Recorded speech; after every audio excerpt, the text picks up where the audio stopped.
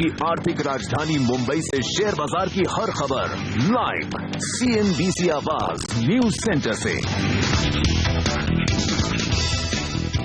भारतीय बाजारों में शुक्रवार की शानदार रिकवरी के बाद आज हफ्ते की शुरुआत करने के लिए बेहतरीन संकेत। ग्लोबल मार्केट्स मजबूत है, चाइना का रेट कट और FIs की बिकवाली का दबाव कम होने के आसार और साथ ही भारतीय बाजारों में अब खरीदारी का माहौल आगे बढ़ने की पूरी संभावना। ऐसे में क्या हो, आपकी रणनीति कितनी होगी रिकवरी और क्या करें आप, इस पर होगा हमारा फोकस। नमस्कार, मार्केट काउंटडाउन में आप सबका स्वागत है। मैं हूं अनिल सिंघवी और मैं हर्षल सावंत। पिछला सत्र जैसा अनिल ने कहा रौनक वाला था, 500 पॉइंट की बढ़त सेंसेक्स ने कमाई और साथ ही साथ 8200 के बेहद करीब निफ्टी आता हुआ 8191 पर दिन की समाप्ति रही। मिड कैप काउंटर्स में पूरा फोकस तेजी का था और साथ ही साथ बैंक निफ्टी चमका 400 पॉइंट के गेंस के साथ। आज ऑफकोर्स क्यूज जो है वो बेहतर ही दिखाई दे रहे हैं। SGX निफ्टी एकदम चुस्ती में दिखाई दिया है, लेकिन अनिल फ्राइडे के सेशन में ही शायद इंडिकेशन मिल गया था कि अब बेयर्स के दिन गए, बुल शायद एक्चुअली गुरुवार को 3 बजे के बाद से जिस तरह से गुरुवार को आखिरी आधे घंटे में रिकवरी हुई 8000 के लेवल को छूने के बाद जो निफ्टी पलटा, उससे लग रहा था कि ये रिकवरी शुक्रवार को बढ़नी थी। अब हो सकता है शुक्रवार की 500 पॉइंट की तेजी बहुत लोगों को आश्चर्यजनक लगे, लेकिन हम बात कर रहे थे कि 8200 8250 वो पहला टारगेट होगा निफ्टी का, जहां पर वो जाने की कोशिश कर सकते हैं। आपने देखा फ्राइडे को 8225 के आसपास के लक्ष्य हमने देखे। तो अब एक बात तो तय है कि पहले पड़ाव की तरफ निफ्टी पहुंचता हुआ दिखा है। दिक्कत की बात अगर आप ढूंढना चाहें तो ये कह सकते हैं कि अब भी FIs के उतने दमदार आंकड़े आपको नहीं दिखे, या फिर वॉल्यूम्स 2-2.25 लाख करोड़ के आसपास ही होते हुए दिखे। तो यानी कि रिकवरी में आप वॉल्यूम्स कम देख रहे हैं, जबकि गिरते वक्त वॉल्यूम्स ज्यादा होते हुए दिखते हैं। लेकिन ये जनरली एक ट्रेंड ऐसा होता ही है कि बाजार थमने की कोशिश करता है। लेकिन शुक्रवार के सेशन से कम एक संकेत ये मिला है, और वो संकेत ये कि 8000 के लेवल को रेस्पेक्ट करने की निफ्टी की कोशिश होती हुई दिख रही है। हालांकि सारे टेक्निकल एक्सपर्ट्स ये मानते हैं कि उस लेवल की कोई अहमियत चार्ट्स पर नहीं है, लेकिन साइकोलॉजिकली और वायदा कारोबार के संकेत साफ तौर पर कहते हैं साइकोलॉजिकली हम 8000 के नीचे हों तो मूड बेहद खराब होता है, और वायदा कारोबार में जब 8000 के लेवल के आसपास पुट में हाईएस्ट ओपन इंटरेस्ट है तो वो लेवल अहम था। और पहली बार निफ्टी ने जो 800-900 पॉइंट का वन साइड फॉल दिया तो किसी इंपॉर्टेंट सपोर्ट लेवल पर रुका है। ये एक इंपॉर्टेंट संकेत है कि पहला अहम संकेत निफ्टी ने होल्ड करने की कोशिश की है, और चूंकि उसके बाद आपके लिए थोड़े से संकेत अब बेहतर होते हुए दिख रहे हैं, तो एक बार की आप ये मान सकते हैं कि 8000 के आसपास टेम्पररी बॉटम बनने की या फिर सपोर्ट लेने की कोशिश बाजार की होती हुई दिखी है, और वो बाजार की रिकवरी में मदद कर सकती है। लेकिन रिकवरी टिकाऊ होगी, ये क्वेश्चन मार्क अब भी है, क्योंकि अब यहां से रिकवरी पूरी तरह से न्यूज फ्लो पर डिपेंड करेगी। कम से कम ये कह सकते हैं हर्षदा कि आज शुरुआत करने के लिए इससे बेहतर न्यूज फ्लो की आप उम्मीद कर भी नहीं सकते थे वीकेंड। जी हाँ, खासतौर से आप देखिए इंटरनेशनल क्यूज जो है वो काफी तेजी वाले हैं, काफी चुस्ती के हैं। अमेरिकी मार्केट्स में हमने देखा अच्छा खासा डेटा निकल कर आया तो वहां पर अच्छी रौनक बनती हुई दिखाई दी, लेकिन किस तरह के मूव्स है और एशिया की हालत कितनी और मजबूत दिख रही है। आशीष वर्मा हमारे साथ है। आशीष, बिल्कुल, फ्राइडे को अक्रॉस द ग्लोब हमने हरे निशान के साथ कामकाज होता हुआ देखा। अमेरिकन मार्केट्स में खास तौर पे 1 से 1.5% का उछाल, डाउ तो 250 पॉइंट से ज्यादा की छलांग लगा रहा था और दिन के हाईज पे जाके वो मार्केट्स बंद हुए आपकी स्क्रीन पर। और यहां पर जो मजबूती के साथ कामकाज हुआ उसकी इंटरेस्टिंग वजह थी जो जॉब्स रिपोर्ट आई। पहले तो आपको याद होगा मार्च में बेहद कमजोर थी, दिसंबर 2013 के बाद जो आंकड़ा जोड़ा था 1,26,000 जॉब्स थे, तो बेहद कमजोर रिपोर्ट थी। वहां से एक तगड़ा बाउंस देखने को मिल रहा है, 2.25 लाख जॉब्स यूएस में जुड़ते हुए नजर आए। तो एनालिस्ट एक्सपेक्टेशन जो थी, स्ट्रीट एक्सपेक्टेशन जो थी, उसको मीट होते हुए नजर आई। और दूसरी इंपॉर्टेंट बात इसी डेटा में थी कि इतने स्ट्रांग डेटा नहीं है, जानकार मान रहे हैं कि ताकि फेड शायद जून में मूव करे, तो शायद लाइकलीहुड है कि फेड मूव नहीं करेगा। तो स्ट्रांग डेटा दिखा रहा है कि हालात सुधर रहे हैं, लेकिन इतने स्ट्रांग नहीं कि फेड मूव करे। इसीलिए आप देख रहे हैं वहां पे तगड़ा पॉजिटिव साइड में मोमेंटम आता हुआ नजर आया। यूरोप की तरफ मूव करी और वहां पे तो मजबूती और ज्यादा थी, 2.5% के आसपास का उछाल था। अक्रॉस यूरोप हमने देखा तमाम मार्केट इक्विटी के स्ट्रांग मोमेंटम दिखा रहे थे, और वहां पे खासतौर पे जो यूके का इलेक्शन आउटकम आया उसका भरपूर फायदा मिलता हुआ नजर आया। एशिया में फोकस एक बार फिर से संडे सरप्राइज के तौर पर चीन की तरफ से आया है। पीपल्स बैंक ऑफ चाइना ने मूव करा है, 25 बेसिस पॉइंट्स बोरोइंग या lending rates, 25 basis point deposit दरों में कमी करते हुए नजर आए हैं। नवंबर के बाद पिछले 6 महीने में तीसरी बार वहां का सेंट्रल बैंक मूव करा है, दरों में कटौती करी गई है। क्यों करी गई है? क्योंकि आपको याद होगा ग्रोथ बेहद कमजोर हो रही है, 7% के आसपास लास्ट रिपोर्टेड ग्रोथ आई थी, जो कि फाइनेंशियल मेल्टडाउन के बाद से सबसे कमजोर परफॉर्मेंस थी। तो वहां के मार्केट्स, वहां की इकोनॉमी को रिवाइव करने के लिए चीन लगातार मूव करता हुआ, खासतौर पर जिस तरह के प्रॉपर्टी मार्केट्स के हाल हैं, जिस तरह के इंडस्ट्रियल्स की ग्रोथ है, ज्यादातर जानकार मान रहे हैं कि अभी तो शुरुआत है, यहां से और भी तगड़े आपको शायद मूव्स सेंट्रल बैंक की तरफ से देखने को मिला और इसी के चलते तमाम एशियाई पैक आपकी स्क्रीन पर आएगा मजबूती के साथ कामकाज करता हुआ। हालांकि जब दिन की शुरुआत हुई थी एसजीएक्स निफ्टी की तो वहां पे मजबूती ज्यादा तगड़ी देखने को मिल रही थी, 3/4 ऑलमोस्ट 0.1% के आसपास के मूव्स दिखा रहा था एसजीएक्स निफ्टी, लेकिन अब थोड़े से आधे % के आसपास तो शुरुआती गेन्स गवाता हुआ, लेकिन अभी भी नजर आ रहा है कि शायद पॉजिटिव शुरुआत इंडियन मार्केट्स की होगी। जी हाँ, लगभग 60 से 70 अंकों की बढ़त थी, लेकिन फिलहाल 40 अंक के ऊपर एसजीएक्स निफ्टी रह गया है। इस बीच ग्लोबल मार्केट के दिग्गज मार्क फाबर ने कहा है कि अमेरिका में इस साल ब्याज दरें बढ़ने की कोई उम्मीद नहीं है और ऐसे हालात बन रहे हैं कि चौथी तिमाही में अमेरिकी इकोनॉमी फिर से मंदी की चपेट में आ सकती है। I think the Fed will not increase rates this year, and if they do it, it's just to try to get some credibility back, because gradually more and more people are questioning central bankers about what they've done and how little they achieved. So my view is by the fourth quarter of this year, the US economy is back in a recession. Mark Faber ने यह भी कहा है कि चीन में कुछ sectors अब भी दबाव बना रहे हैं और ग्रोथ की रफ्तार घटकर 4% से भी कम हो गई है। Twice the size in terms of population of the US and Europe combined. So some sectors of the economy are still expanding and other sectors are contracting. And overall, my guess or my best estimate is that the Chinese economy, as I pointed out a long time ago, had decelerated to 4% growth and probably at the present time even less. और in global markets में जो outcome हुआ है उसका क्या impact पड़ेगा, specially China rate cut? Anil, metals शायद रौनक दिखा सकते हैं, लेकिन इंडिया के लिए क्या असर पड़ेगा? लॉन्गर टर्म आप ये कह सकते हैं कि मेटल्स के दाम बढ़ना हमारे इन्फ्लेशन के लिए थोड़ी सी नेगेटिव बात हो सकती है, लेकिन शॉर्ट टर्म में जब चाइना का स्टिमुलस आया तो जाहिर सी बात है कि ग्लोबल मार्केट्स के लिए मेटल्स के लिए पॉजिटिव, और उसके चलते मेटल स्टॉक्स आपको बढ़ेंगे, ग्लोबल इक्विटी मार्केट्स पे एक पॉजिटिव रुझान दिखेगा। लेकिन अगर आप एक ट्रेड ऑफ देखेंगे, शॉर्ट टर्म पॉजिटिव है, लॉन्ग टर्म नेगेटिव है, तो हमारे लिए फिर क्या बेहतर है?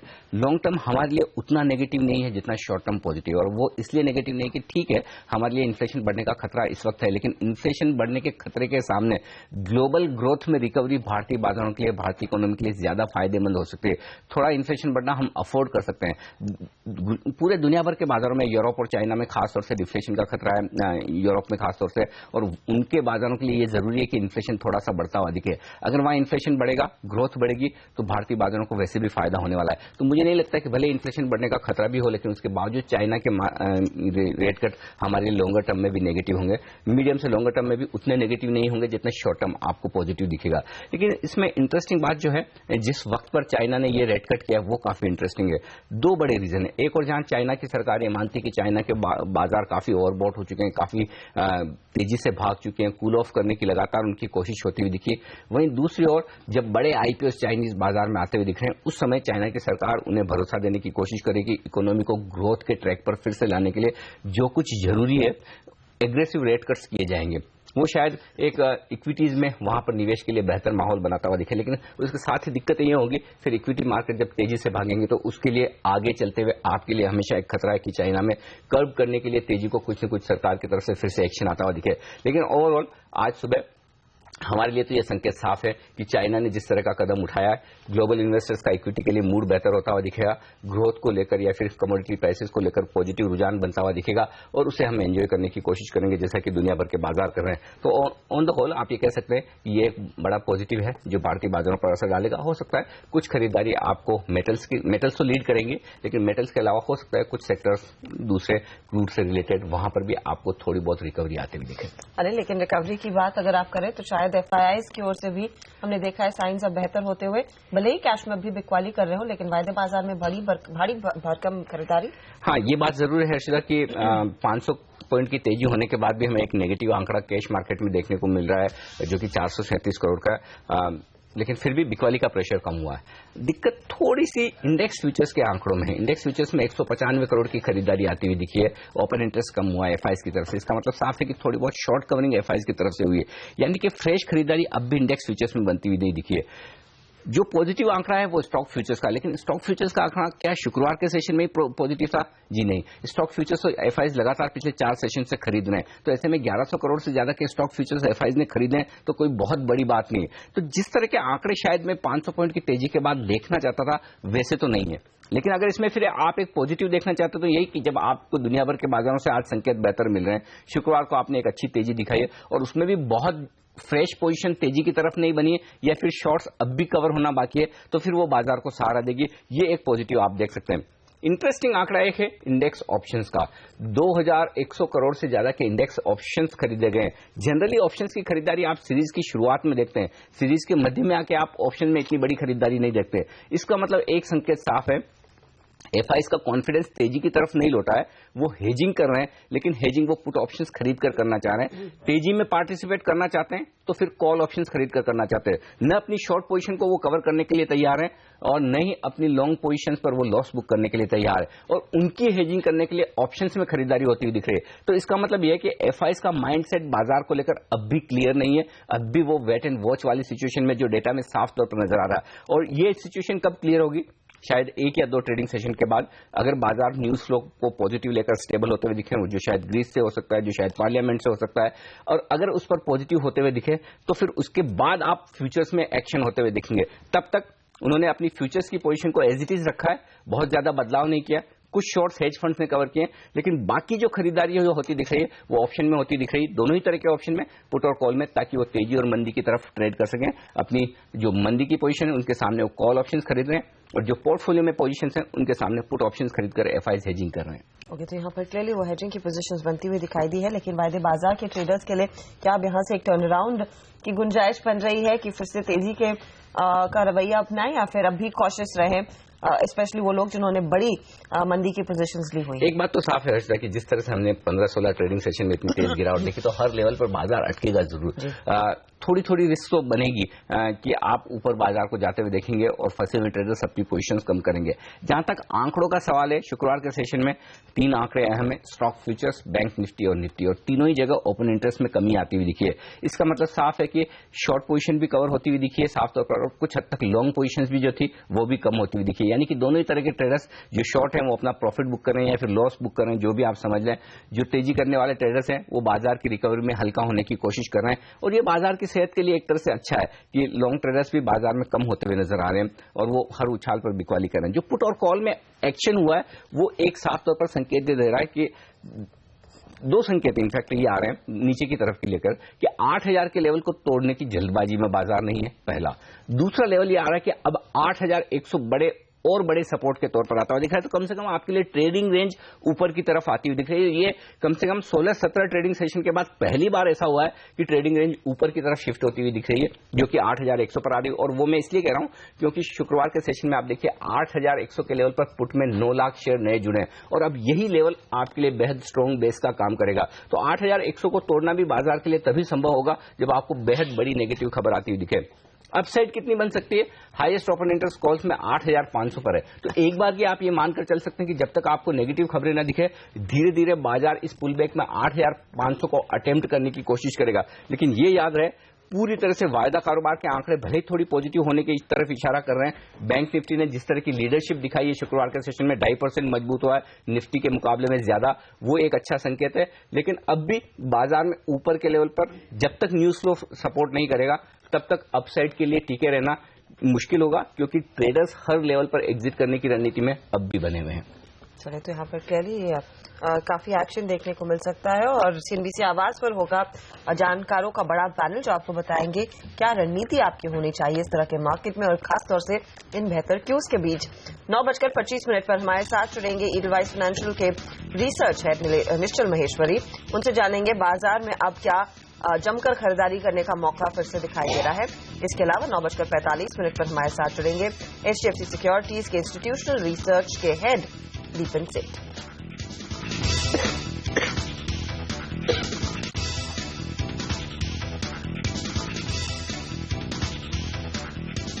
और बड़ा सवाल यही है कि फिर आज का ओपनिंग ट्रेड कितनी दमदार तेजी का रहेगा, क्या आप आंख बंद कर वो अग्रेसिव तेजी की पोजीशन में आ जाए? आंख बंद करके करने के लिए सबसे बढ़िया चीज भजन होती है, लेकिन जब आप पैसा लगा रहे हैं हर्षदा तो आंखें खुली रखना बेहद जरूरी है। जोक सपाट, लेकिन ये बात सही है कि इसमें कोई डाउट नहीं कि बाजार तेजी के मूड में आता हुआ दिख रहा है। बेस जो ऊपर होने की हम बात कर रहे हैं वो शायद बहुत अच्छा है, लेकिन 8,100 8,125 या यूं कहें कि आज इंट्राडे ट्रेडर्स के लिए 8,125 एक तरह से स्टॉप लॉस है। जब तक 8,125 के नीचे बाजार न जाए तब तक घबराने की जरूरत नहीं। शुक्रवार के सेशन में जो सबसे बेहतरीन बात हुई वो ये कि लंबे समय के बाद पहली बार बाजार ने हायर हाई और हायर लो बनाया पिछले दिन का। इनफैक्ट जो गुरुवार का हाई था उसके ऊपर हम खुले, उसे पूरे दिन मेंटेन किया, तो पहली बार एक ऐसा पॉजिटिव संकेत बाजार में आता हुआ दिखा है। हालांकि वो वॉल्यूम से सपोर्टेड नहीं था, उतने वॉल्यूम्स नहीं दिखे जितने होने चाहिए, लेकिन उसके बावजूद एक बेहतरीन तेजी तो डेफिनेटली दिखी है। अब आज के लिए ऊपर की तरफ के जो लेवल्स अहम है, पहला लेवल होगा अहम 8,250 का, शायद उसके आसपास हम खुलते हुए दिखे। 8,250 के पार निकलकर टिके तो फिर 100 पॉइंट की तेजी निफ्टी में बेहद जल्दी बन सकती है, तो जो 8,325 8,350 तक बाजार को ले जा सकते हैं। मुझे लगता है वो एक पहला टारगेट तेजी की तरफ का होना चाहिए, जो आज या अगले 1-2 ट्रेडिंग सेशन में आपको हासिल होते हुए दिख सकता है। निफ्टी 8,350 तक जाए, उसके बाद हम देखेंगे 8,325 8,350 पर जाने के बाद न्यूज फ्लो देखेंगे कि क्या फिर इस पुल बैक में इतना दम है कि 8,500 तक जाता हुआ दिखे। लेकिन फिलहाल इसमें कोई डाउट नहीं कि बाजार का मूड पॉजिटिव होता हुआ दिख रहा है, फ्लोज थोड़े से बेहतर होते हुए दिख रहे हैं, और आज उम्मीद करें कि इन ग्लोबल संकेतों के बीच में फिर से आपको एफआईज की तरफ से कुछ शॉर्ट कवरिंग, कुछ खरीदारी आती हुई दिखे। डोमेस्टिक फंड्स की तरफ से दमदार खरीदारी आ रही है, फ्लोज बहुत बेहतर होते हुए दिख रहे हैं, वो एक अच्छा संकेत है। तो ओवरऑल एक पॉजिटिव सेशन के लिए तैयार है, और मुझे लगता है एसजीएक्स निफ्टी ने जिस तरह की मजबूती दिखाई है अब 40-50 पॉइंट की, शायद हो सकता है उससे बेहतर शुरुआत हम करें और दिन भर मजबूती के बाद 60 ट्रेड करते हुए दिखें, और अगर 8,250 के आसपास खुले तो फिर शायद हम नेगेटिव ना भी जाएं, ये भी पूरी संभावना बनती है। लेकिन 8,125 एक बार की आपके लिए स्टॉप लॉस का लेवल है, टारगेट 8,350 का रहना चाहिए। चलिए, तो ये लेवल्स आज के लिए काफी अहम रहेंगे, लेकिन वक्त हो रहा है एक छोटे से ब्रेक का। क्या रणनीति आपकी होनी चाहिए और खास तौर से किन स्टॉक्स पर आपकी नजर हो, ये आपको बताएगी सीएनबीसी आवाज की पूरी टीम। हम लेकर आएंगे इस छोटे से ब्रेक के बाद आज के टॉप 10 स्टॉक्स, तो बने रहिए सीएनबीसी आवाज पर।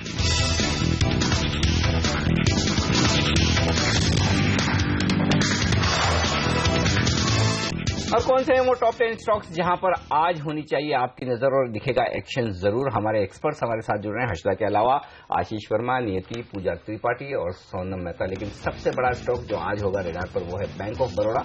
और शुरुआत पूजा आपके साथ, क्या है रिव्यू इसका, प्रीव्यू आई मीन? जी, बैंक ऑफ बड़ौदा से हमारा अनुमान है कि कमजोर नतीजे देखने को मिल सकते हैं। क्वार्टर ऑन क्वार्टर थोड़ी बहुत रिकवरी देखने को मिलेगी, क्योंकि पिछले क्वार्टर हमने देखा था कि बढ़े हुए प्रोविजंस की वजह से काफी ज्यादा दबाव था। इस बार भी मुनाफे में कमजोरी देखने का यह अनुमान है। 30% की गिरावट यहां पर मुनाफे के फ्रंट पर देखने को मिल सकती है। नॉन इंटरेस्ट इनकम की बात करें तो म्यूटेड फी इनकम का दबाव भी इस बार के आंकड़े पर देखने को मिलेगा। इसके अलावा जो एसेट क्वालिटी के नंबर्स हैं वहां पर भी कमजोरी देखने को मिलेगी, क्योंकि पिछले क्वार्टर हमने देखा था कि स्लिपेजेस काफी ज्यादा बढ़े हुए थे कंपनी के। तो इस बार भी हमारा अनुमान है कि उस फ्रंट पर थोड़े बहुत कंसर्न देखने को मिल सकते हैं। कुल मिलाकर बैंक ऑफ बड़ौदा से कमजोर नतीजे की उम्मीद है। बैंक ऑफ बड़ौदा कमजोर नंबर्स पेश करेगा, लेकिन रिलायंस पावर को भी झटका लगता हुआ दिखाई दे सकता है। सासिन कोल ब्लॉक के लिए, सासिन यूएमपीपी के लिए जो सरकार ने कोल ब्लॉक आवंटित किया था, उसने सरकार वो अब वापस ले रही है सरकार। 25 अगस्त पिछले साल 2014 की बात है, जहां पर सुप्रीम कोर्ट ने कहा था कि किसी भी यूएमपीपी के लिए आवंटित कोल ब्लॉक का जो एक्सेस कोल है वो कमर्शियल यूज के लिए इस्तेमाल नहीं किया जा सकता। रिलायंस पावर कुछ कोल सासन कोल ब्लॉक्स से डाइवर्ट करने वाली थी अपने चित्रांगी पावर प्रोजेक्ट के लिए, जो भी करीब 3,960 मेगावाट का है। 21,000 करोड़ का यह बड़ा प्रोजेक्ट है, तो एक झटका जरूर लगेगा रिलायंस पावर के शेयर पर आज ट्रेड में मेटल्स ध्यान रखें, फोकस में रह सकता है। जिस तरह से एक बार फिर से पीपल्स बैंक ऑफ चाइना यानी कि वहां का जो सेंट्रल बैंक है उसने सरप्राइज दिया है संडे को। दरों में एक बार फिर से 25 बेसिस पॉइंट की कटौती, नवंबर के बाद से लगातार तीसरा स्ट्रेट कट आता हुआ। मेटल्स ध्यान रखें, वैसे भी जब से चाइना की ग्रोथ में तगड़ा स्लो डाउन देखने को मिला, लास्ट रिपोर्टेड आंकड़ा था 7% के आसपास की ग्रोथ का, जो स्लोएस्ट पेस था ग्लोबल फाइनेंशियल क्राइसिस के बाद। और उसके चलते हमने देखा था भारत में भी मेटल इंडेक्स अपने रीसेंट हाई से 30% करेक्ट हो चुका था। अब कोशिश हो रही है चाइना की इकोनॉमी को रीसिलेक्ट करने की, रिवाइव करने की, तो मेटल्स के लिहाज से एक सेंटिमेंटल पॉजिटिव हो सकता है। तो यहां पे Tata steel, Hindalco, JSW steel, Vedanta जैसी कंपनीज आपके रडार पर रहनी चाहिए आज। HL होना चाहिए आपके दूसरा काउंटर रडार पे। आज कल जिस तरह से फ्राइडे को जिस तरह से उन्होंने अच्छे नतीजे पेश किए, specially operational numbers, volume growth बहुत अच्छी आई है। ज्यादातर ब्रोकरेजेस अपने टारगेट प्राइस यहाँ पे बढ़ा रहे हैं, मगर वैल्यूएशंस क्योंकि बहुत ज्यादा रिच है, इसलिए बिकवाली की सलाह CLS से दे रहा है। टारगेट प्राइस 650 से बढ़ा के 775 तक का कर दिया है। वॉल्यूम ग्रोथ आगे भी इनको पिकअप होने का अनुमान है। Bank of America Merrill Lynch neutral की रेटिंग दे रहा है। बहुत ज्यादा चीप नहीं है ये स्टॉक, आपको दूसरे पेयर्स में लुकअप करना चाहिए। लिमिटेड अपसाइड पोटेंशियल है स्टॉक पे। आउट परफॉर्म की रेटिंग दे रहा है मगर क्रेडिट स्विस टारगेट प्राइस 955 से बढ़ा के 975 तक का दे दिया है। ऑपरेशनली बहुत ही स्ट्रांग नंबर्स आए हैं, आगे भी इनको बेहतर ग्रोथ की उम्मीद है। सिंडिकेट बैंक के नतीजों की बात करें तो यहां पर भी मुनाफे में थोड़ा बहुत दबाव देखने को मिला है, क्योंकि जो कंपनी के प्रोविजंस है वो काफी ज्यादा बढ़े हुए हैं। अदर इनकम से जरूर थोड़ा बहुत सपोर्ट मिला है, लेकिन बढ़े हुए प्रोविजंस के कारण मुनाफे में हल्का कंसर्न है। एसेट क्वालिटी की बात करें तो क्वार्टर ऑन क्वार्टर तो रिकवरी देखने को मिली है, लेकिन ईयर और ईयर बात करें तो एसेट क्वालिटी के फ्रंट पर भी यहाँ पर दबाव सिंडिकेट बैंक के नतीजों में देखने को मिला है। कंसाइन एरोलैक यहाँ पर कंपनी ने शुक्रवार को मार्केट आज के बाद अपने तिमाही नतीजे घोषित किए हैं। मार्जिन और मुनाफे का आंकड़ा दोनों इंप्रेसिव है, लेकिन टॉप लाइन का आंकड़ा थोड़ा सा म्यूटेड है। कंपनी के आय में 8% की बढ़ोतरी हुई है, मुनाफे में 35% की बढ़ोतरी हुई है, जहां पर मुनाफे के आंकड़े को अदर इनकम से काफी मदद मिली। तो मार्जिन बेहद ही स्ट्रांग 12.3% के नोट किए हैं पिछले साल के 10.9% के मुकाबले, जहां पर रॉ मटेरियल्स के खर्च में कटौती आने के कारण कंपनी को मदद मिली है। साथ ही कंपनी की जो बोर्ड बैठक हुई थी उसमें कंपनी ने गुजरात में एक पेंट मैन्युफैक्चरिंग को सेटअप करने के लिए यहाँ पर मंजूरी मिल गई है, जिसमें कंपनी लगभग 350 करोड़ रुपए का निवेश करेगी। बेहद खराब नतीजे पेश करने के बाद पीएनबी पे डाउनग्रेड के कॉल्स आ रहे हैं। क्रेडिट स्विस मेंटेन कर रहा है अपने अंडर परफॉर्म की रेटिंग। टारगेट प्राइस घटा रहा है, 142 से घटा के 110 तक का इन्होंने दिया है। स्ट्रेस असेट्स बहुत ज्यादा शार्पली हाई थे क्वार्टर 4 में, और आगे चल के भी और बढ़ने का इनको अनुमान है। मगर CLS से आउट परफॉर्म की रेटिंग मेंटेन कर रहे हैं, क्योंकि कासा फ्रेंचाइजी इनकी बाकी जो PSU बैंक है उससे सबसे बेहतर है। मगर टारगेट प्राइस 200 से घटा के 165 तक का दे रहा है। बार्कलेज भी रिटेन कर रहा है अपना इक्वल वेट का स्टैंड, रिड्यूस करा है अपने FY 16 और 17 के अर्निंग एस्टिमेट्स 18% और 14% रिस्पेक्टिवली। गोदरेज प्रॉपर्टीज आज आपके रडार पर रहना चाहिए। खबरें हैं कि ये कंपनी अपनी जो डेट है उसे कम करने के लिए कुछ कमर्शियल एसेट्स कुल मिलाकर करीब 2000 करोड़ रुपए के आसपास की वर्थ के अगले 2 से 3 सालों में बेचने की योजना बना रही है। इस कंपनी के जो मार्च रिपोर्टेड क्वार्टर था उसमें इस कंपनी की डेट स्वेल होकर करीब 2750 करोड़ रुपए के आसपास पहुंच गई। तो उसे कम करने की योजना है कमर्शियल एसेट्स बेचकर। और यही नहीं, इस नए फिस्कल FY 16 में कंपनी 14 नए प्रोजेक्ट्स लॉन्च करने की बात भी कर रही है। फार्मा सेक्टर आज वापस से रडार पे आया है। क्रेडिट स्विस ने अपनी रिपोर्ट जारी की है। ग्रोथ आउटलुक और वैल्यूएशन के चलते अपना सेक्टर प्रेफरेंस चेंज कर रहे हैं। फार्मा में आपको कुछ एक स्टॉक्स है जहां पे आपको दाव लगा के चलने की बात कर रहे हैं। अपग्रेड कर रहे हैं सिप्ला का जो रेटिंग है वो आउट परफॉर्म कर रहे हैं, और डाउनग्रेड कर रहे हैं मगर ल्यूपिन को। टॉप पिक्स इनके फार्मा स्पेस में सन फार्मा और सिप्ला है। रेस कर रहे हैं FY 16 का EPS टारगेट सिप्ला का बाय 12%, क्योंकि स्ट्रांग नेक्सियम सेल्स का इनको आगे चल के फायदा मिलेगा। और सिप्ला का टारगेट प्राइस भी इन्होंने 585 से बढ़ा के 750 तक का कर दिया है। ल्यूपिन का मगर टारगेट प्राइस घटा रहे हैं, क्योंकि सुप्राक्स का एक इनको हिट मिलेगा, साथ में डिले इन नेक्सियम और हायर R&D के चलते इनका टारगेट प्राइस और EPS अनुमान 14 और 10% घटा रहे हैं। साथ ही साथ ल्यूपिन का जो टारगेट है वो भी 1780 से घटा के 1685 तक का इन्होंने कर लिया है। और हेवल्स रहेगा रेडार पर, जहां पर आज नतीजे आने वाले हैं। और आय में हम उम्मीद कर रहे हैं कि 2204 करोड़ के आसपास का नंबर देखने को मिलेगा। मुनाफे में भी कंसोलिडेटेड बेसिस पर 8% की बढ़त की उम्मीद है। देखना यही होगा कि क्या कंपनी मार्जिन इंप्रूव कर पाएगी, जहां पर अनुमान है कि लगभग 80 बेसिस पॉइंट से 1% की बढ़त देखने को मिल सकती है। हाई डेप्रिसिएशन और टैक्स रेट का असर आप प्रॉफिट में देखेंगे, लेकिन गाइडेंस पर भी नजर रखिए, क्योंकि ऑर्डर बुक कितनी और मजबूत हो रही है, यहां से आउटलुक क्या है FY 16 का, ये भी कंपनी आज ही इसकी घोषणा करेगी। तो ये सारे स्टॉक्स हैं जहां पर आज खबरों के दम पर दिखेगा एक्शन। लेंगे एक छोटा सा ब्रेक, और ब्रेक के बाद हमारे एक्सपर्ट्स हमारे साथ जुड़ेंगे, लेंगे उनसे बाजार के डायरेक्शन पर आए इन सारे स्टॉक्स पर रणनीति। इस ब्रेक के बाद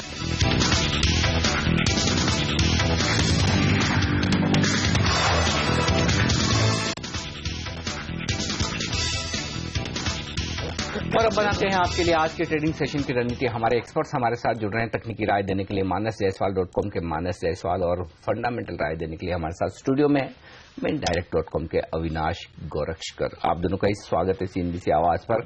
मानस, क्या करें, चार्ट्स एक बेहतरीन रिकवरी के बाद क्या कुछ और अपसाइड बाकी है? अब स्टॉप लॉस टारगेट क्या होंगे निफ्टी पर और कैसे ट्रेड करेंगे आप?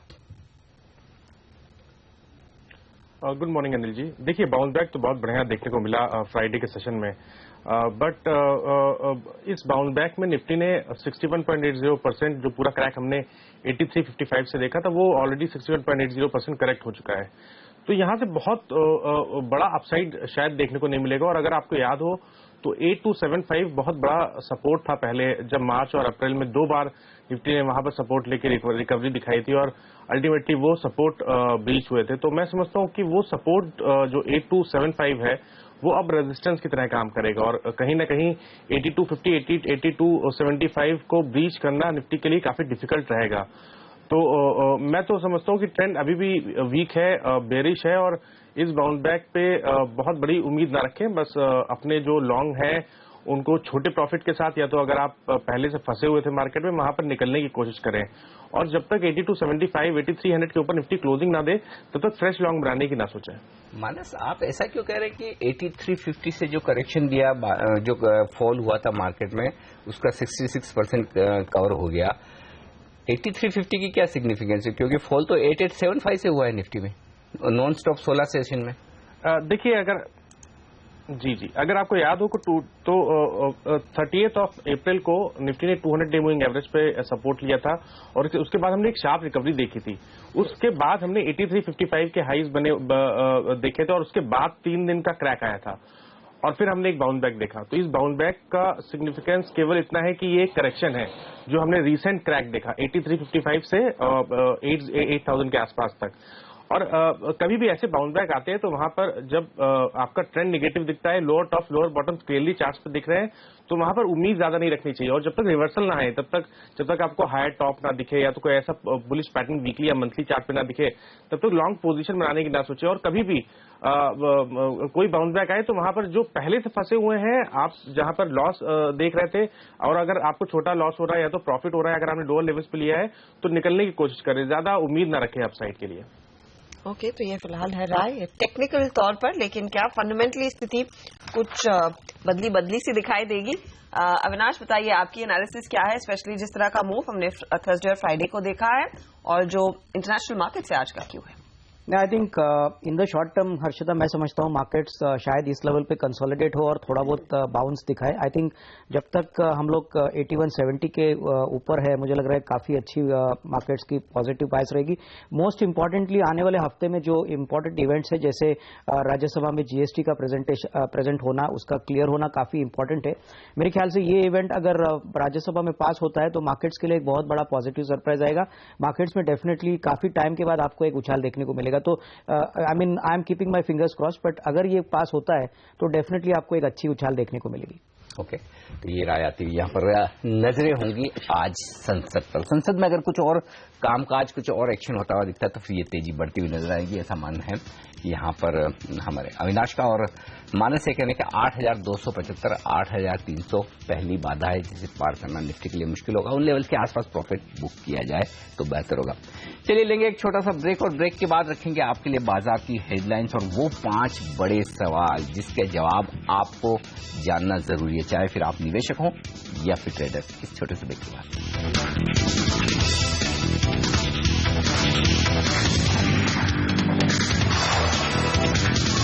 और आगे बढ़ने से पहले नजर डालते हैं इस वक्त की हेडलाइंस पर। सुस्त इकोनॉमी को रफ्तार देने के लिए चीन के सेंट्रल बैंक ने 6 महीने में तीसरी बार घटाई ब्याज दरें। दरें 0.25% घटकर 5.1% हुई। डिपॉजिट दरों में भी 0.25% की कटौती। और चीन में रेट कट के बाद एशियाई बाजारों की शानदार शुरुआत। निक्केई 1.25% ऊपर और एसजीएक्स निफ्टी में लगभग 0.5% की तेजी। जॉब डेटा के बाद अमेरिकी बाजारों में जोरदार उछाल। डाउ जोन्स 250 पॉइंट चढ़ा, नेस्डेक में 1.25% की तेजी। अप्रैल में जुड़ी करीब 2.25 लाख नई नौकरियां। और आज आएंगे बैंक ऑफ बड़ौदा के नतीजे। मुनाफा 30% घटने का अनुमान, लेकिन एनआईआई में दिख सकती है 8% की बढ़त। और आज लोकसभा में जमीन अधिग्रहण बिल को पास कराने की सरकार की होगी कोशिश। ब्लैक मनी बिल भी होगा पेश। राज्यसभा में जीएसटी बिल को लेकर संविधान संशोधन बिल लाएगी सरकार।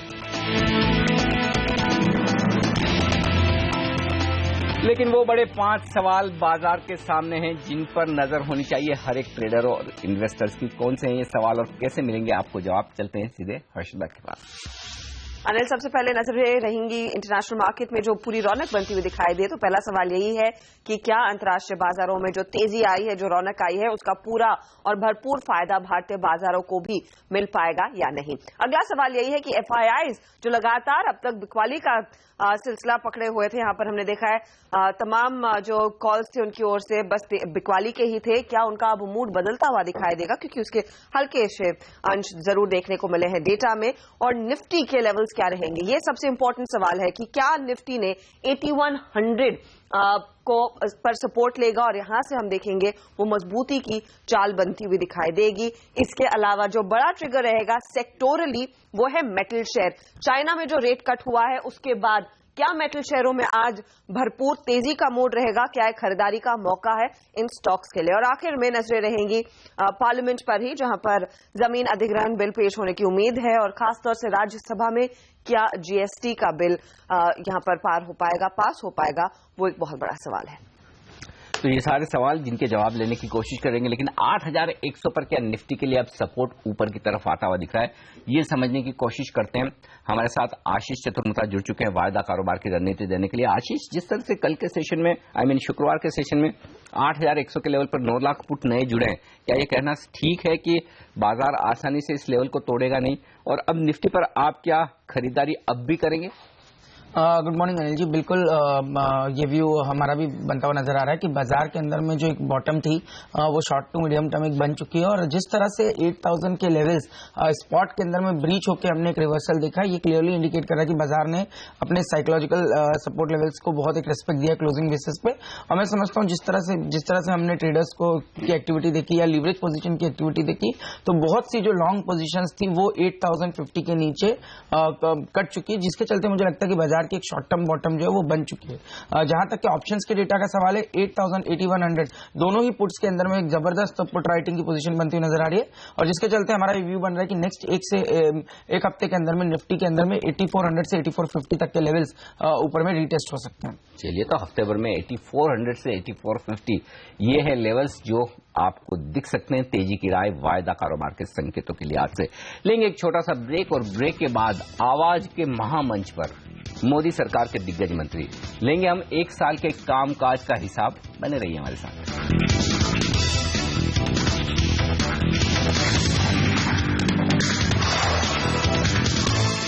आप देख रहे हैं मार्केट काउंटडाउन सीएनबीसी आवाज पर। मोदी सरकार का 1 साल पूरा हो रहा है। देश जानना चाहता है कि इस 1 साल में सरकार की क्या उपलब्धियां रही हैं। मोदी सरकार के काम का ब्यौरा देने के लिए सीएनबीसी आवाज के महामंच पर सरकार के 1-2 नहीं बल्कि 8 दिग्गज मंत्री जुटे। संचार और आईटी मंत्री रविशंकर प्रसाद, रेल मंत्री सुरेश प्रभु, ट्रांसपोर्ट और शिपिंग मंत्री नितिन गडकरी, मानव संसाधन मंत्री स्मृति ईरानी, कोयला और बिजली मंत्री पीयूष गोयल, वन और पर्यावरण मंत्री प्रकाश जावड़ेकर, गृह मंत्री किरेन रिजिजू और सूचना प्रसारण राज्य मंत्री कर्नल राज्यवर्धन सिंह राठौड़। सभी ने अपने अपने मंत्रालयों की योजनाएं और चुनौतियों के बारे में विस्तार से आवाज संपादक संजय पुगलिया से बात की। इस मेगा इवेंट में आवाज के कंज्यूमर के हित में चलाई जाने वाली मुहिम की भी खूब सराहना हुई। खासकर हमारी कॉल ड्रॉप पर छिड़ी मुहिम का खुद संचार मंत्री रविशंकर प्रसाद ने स्वागत किया। उन्होंने आश्वासन दिया कि कंज्यूमर की इस चिंता से सरकार वाकिफ है। पिछले 20 दिन के अंदर हमने कॉल ड्रॉप पर ऐसा अभियान चलाया, मुझे मालूम है, इसलिए मैं आपका मैं अभिनंदन करता हूं। इसको और आगे बढ़ाइए।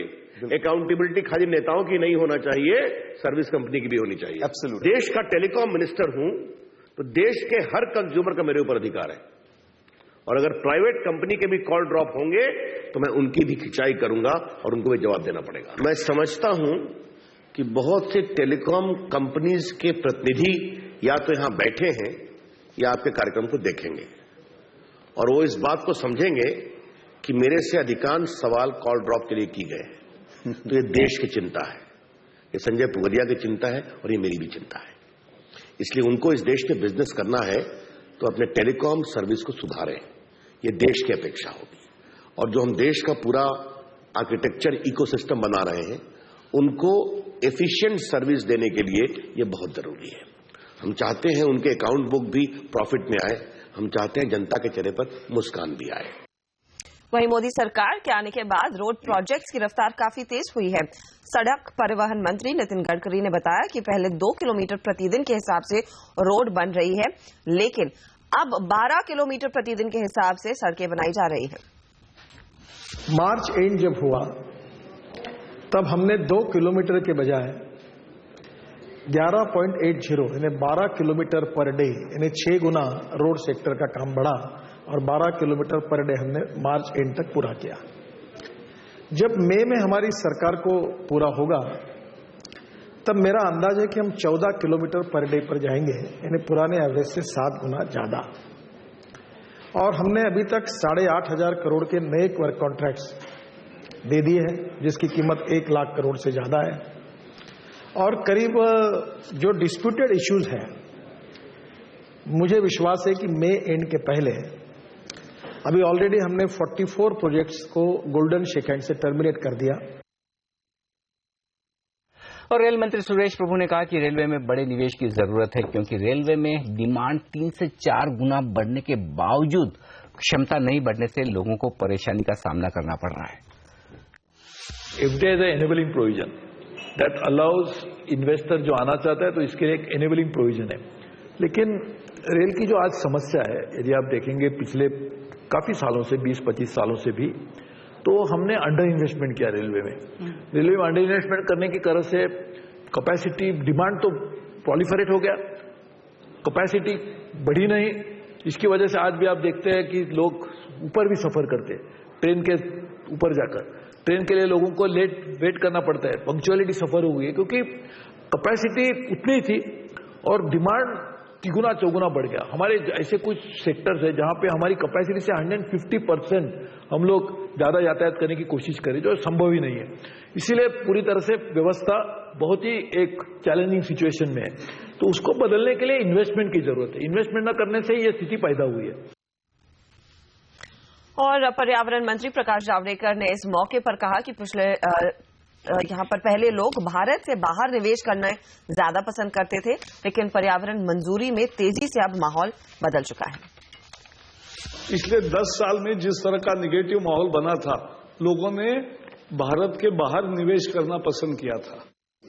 आज लोगों ने जो शेल्फ पर रखे थे प्रोजेक्ट्स, टेबल पर लाए, हमने परमिशन दी, बाधाएं दूर की, उसके साथ वो चलने लगे। और साथ ही साथ एक भी पर्यावरण के शर्तों के साथ हम समझौता नहीं कर रहे, लेकिन शर्तें भी प्रैक्टिकल बनाएंगे। लेकिन एक नया काम करेंगे। आज तक मुझे उद्योजक मिलते थे, कहते थे साहब कुछ भी कंडीशन डालो लेकिन परमिशन दे दो। मैंने कहा कुछ भी कंडीशन डाल के कैसे करोगे? तो वो कहते थे नहीं दे दो, क्योंकि उनको मालूम था कि कोई देखने वाला नहीं है। लेकिन अब दूसरा साल हमारा शुरू होगा, हम परमिशन भी जल्दी देंगे, लेकिन बताई हुई कंडीशंस का इंप्लीमेंटेशन, एनफोर्समेंट, कंप्लायंस 100% करेंगे। सोते में भी दंड जागेगा, यह हम देखेंगे। वहीं कोयला और बिजली मंत्री पीयूष गोयल ने कहा कि आम लोगों तक सस्ती बिजली पहुंचाना सरकार की प्राथमिकता है। साथ ही उन्होंने ये भी कहा कि कोयला खदानों की बोलियों में पारदर्शिता बढ़ती गई है। जो बिडिंग डॉक्यूमेंट्स है उसको पूरी तरीके से स्टडी करिए। आप मेरे वक्तव्यों को देखिए, जो एक नहीं सैकड़ों बार press conferences, Lok Sabha, Rajya Sabha, television channels, Sanjay Puglia ji के शो में बार बार हम चीख चीख के कह रहे हैं कि आप जो दाम में कोयला लोगे ये आपकी जिम्मेदारी है जी। जो दाम कम करके आप ले रहे हो वो आपको पास ऑन करना पड़ेगा जनता के बिजली के दरों में। उसका फायदा अमीर उद्योगपतियों को नहीं मिलेगा, जनता की बिजली सस्ती होगी। अब इतना लाउड एंड क्लियर हम चीख चीख के बोल रहे हैं और फिर वो कोर्ट में जाके दस्तावेज देते हैं कि भाई हमने तो एज्यूम किया था कि हम उसको फिक्स कैपेसिटी चार्ज में बढ़ा देंगे। मैं समझता हूं ये तो एक तरीके से जनता के साथ खिलवाड़ है। और इस बीच मूडीज ने आउटलुक पॉजिटिव ही रखा है भारतीय इकोनॉमी को लेकर। उन्होंने कहा है कि लैंड और जीएसटी बिल काफी अहम है इनका पास होना। साथ ही उन्होंने ये भी मेंशन किया कि रिफाइनिंग, मेटल और स्टील और पावर कंपनियों को फायदा मिलता हुआ दिखाई देगा। जिस तरह से सरकार काम कर रही है, इन कंपनियों को काफी ज्यादा फायदा मिलेगा। धीरे धीरे करके उनकी पूरी उम्मीद है कि भारतीय इकोनॉमी में सुधार आएगा और अगर और दरें घटती हैं तो उससे कंपनियों की बोरोइंग कॉस्ट कम होगी और ये एक बड़ा फायदे का सौदा रहेगा इस इकोनॉमी के लिए। तो मूडीज आउटलुक पॉजिटिव रखता हुआ। हम लेंगे एक छोटा सा ब्रेक। हमारे साथ मानस जायसवाल, अविनाश गोरक्षकर और आशीष चतुर्मोता बने हुए हैं। उनसे जानेंगे कि आपकी स्टॉक्स में क्या रणनीति होनी चाहिए। ब्रेक के बाद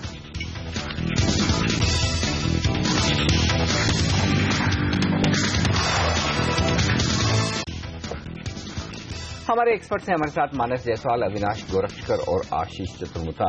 आगे बढ़ते हैं, कुछ स्टॉक्स पर राय लेते हैं। आशीष, पहले तो बैंक निफ्टी जहां से लीडरशिप आई है, शुक्रवार को जो तेजी बनी है 2.5% बैंक निफ्टी के मुकाबले में ज्यादा बेहतर था। और दूसरा बैंक ऑफ बड़ौदा जो आज रिजल्ट देने वाला है, रिजल्ट के पहले ही पीएनबी के नतीजे के साथ टूट गया। दोनों में क्या करेंगे? अनिल जी, बैंक निफ्टी काफी स्ट्रांग नजर आता है, तो मुझे लगता है स्ट्रांग अपमूव उसके अंदर देखने को मिलेगा। जहां तक कि पीएसयूज का सवाल है, उनके अंदर में शॉर्ट सेल ऑफ बनता हुआ नजर आ रहा है और वही कारण है कि जो बैंक निफ्टी है एक बहुत स्ट्रांग आउट परफॉर्मेंस नहीं दिखा पा रही, बट स्टिल एक अच्छा अपमूव के अंदर में बनी हुई है। प्राइवेट सेक्टर बैंक के अंदर से मुझे लगता है लीडरशिप देखने को मिलेगी और पीएसयूज में अभी भी वीकनेस जो है वो जारी रह सकती है। बट ओवरऑल मुझे लगता है बैंक निफ्टी के अंदर में कम से कम 400 से 500 पॉइंट का अपमूव नेक्स्ट 3 से 4 दिनों के अंदर हमें देखने को मिल सकता है। मानस, मेटल शेयरों की स्थिति कैसी दिख रही है, खासतौर से Hindalco, Tata steel in the likes? Considering China में रेट कट हुआ है, अब उम्मीद यही है कि मेटल की डिमांड वहां पर बेहतर होगी और इन कंपनियों को शायद फायदा मिले। देखिए, बेटर तो है डेफिनेटली। मेटल क्षेत्र ने पहले ही आउट परफॉर्मेंस दिखाई है और मैं समझता हूं कि शायद ये आउट परफॉर्मेंस आने वाले टाइम में भी देखी जाएगी। अगर एक स्टॉक इसमें चूज करना हो तो शायद वो हिंडाल्को रहेगा, जहां पर फ्राइडे के सेशन में एक अच्छा बाउंड बैक देखने को मिला लोअर लेवल से। ये जरूर है कि 142, 143 एक रेजिस्टेंस है और शायद पैटर्न को देख के ऐसा लगता है कि ये लेवल्स स्टॉक ब्रीच कर लेगा। स्टॉक अपना 200 डे मूविंग एवरेज जो 147 के आसपास है वो टेस्ट कर सकता है। तो यहाँ पर एक बाउंड बैक की उम्मीद रखी जा सकती है, जिसके स्टॉप लॉसेस 134.50 रहेंगे। ओके, एक और स्पेस जो छोटी है लेकिन अविनाश एक्शन में रह सकती है, वो है ऑप्टिक फाइबर वाली कंपनी की, क्योंकि आज प्रधानमंत्री एक बैठक की वो अध्यक्षता करने वाले हैं। उसमें समझाया जा रहा है कि 2016 तक लगभग 2.5 लाख ग्राम पंचायतों को ऑप्टिक फाइबर केबल नेटवर्क के जरिए जोड़ा जाएगा। जाहिर सी बात है कि कुछ मौके खुलते हुए दिखेंगे इस तरह की कंपनियों के लिए, जिसमें स्टरलाइट टेक्नोलॉजी, फिनोलेक्स केबल जैसी कंपनियां हो सकती है। क्या आपको मौका लगता है कहीं निवेश करने का इन स्टॉक में, इस तरह के स्टॉक्स में? स्मार्ट सिटीज भी आने वाली है, क्या ये स्टॉक्स अट्रैक्टिव हैं इन लेवल पर? क्या खरीदेंगे आप? I think clearly Sterlite Technologies will be a better choice Anil, क्योंकि इंटीग्रेटेड प्लेयर है, ऑप्टिक फाइबर बनाती है और इसकी पूरी इनपुट्स बैकवर्ड इंटीग्रेशन से इनके पास प्लांट है। तो मैं समझता हूं कि ऑलरेडी इनके पास काफी अच्छी हेल्दी ऑर्डर बुक भी है। ऐसा अगर एक्सपेंशन प्लान फ्रक्टिफाई होता है और क्लियरली जिस प्रकार की गवर्नमेंट की नीति है, मुझे लग रहा है कि डेफिनेटली आने वाले 1-2 साल में clearly I think optic fibre का यूसेज काफी बढ़ेगा। तो आई थिंक ऑप्टिक फाइबर में Sterlite Technologies will be a better choice. Finolex Cables के लिए भी मौका बढ़ा है, लेकिन सिंस ऑप्टिक फाइबर का बेसिक डिमांड बढ़ेगा, Sterlite Technologies will be definitely doing well. Okay, best pick Sterlite technology space में निवेश के मौके बन सकते हैं अगर आपका व्यू है 2018 तक निवेश करने का। तो लेंगे एक ब्रेक और ब्रेक के बाद लेकर आएंगे आपके लिए प्री ओपनिंग सेशन। बताएंगे आपको कैसी होगी भारतीय बाजारों की शुरुआत। एसजीएक्स निफ्टी 52 पॉइंट ऊपर, रुपए की शुरुआत पर नजर डालेंगे। इंपॉर्टेंट है क्योंकि 64 के लेवल के नीचे फिसलने के बाद शुक्रवार को 63.93 क्लोजिंग का लेवल था, यानी कि रिकवरी होती हुई दिखी। क्या कुछ रिकवरी और बढ़ेगी या फिर रुपया 64 के लेवल को फिर से आज तोड़ेगा? ऐसे में प्री ओपनिंग सेशन पर रखेंगे नजर। लेकर आएंगे पहला सौदा इस छोटे से ब्रेक के बाद।